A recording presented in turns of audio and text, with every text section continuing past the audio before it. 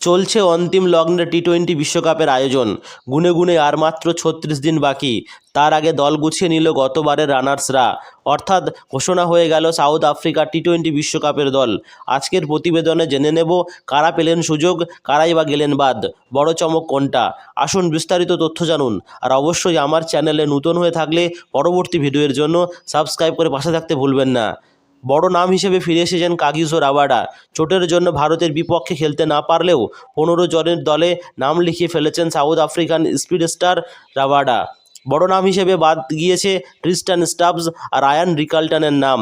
দুইজনেরই IPL খেলার অভিজ্ঞতা থাকলেও তাদের উপর কোনোরূপ ভরসা দেখাতে পারল না সিএসএ ক্রিকেট সাউথ আফ্রিকা।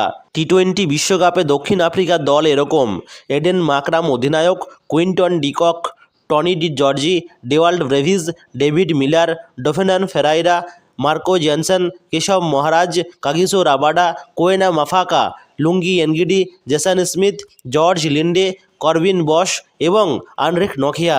এখন দেখার এই 15 জনের দল নিয়ে কতবারের হতাশ কাটিয়ে তারা বিশ্ব চ্যাম্পিয়ন হতে পারে কিনা। এখন এ পর্যন্তই, দেখা হচ্ছে পরের ভিডিওতে। Till then, tata.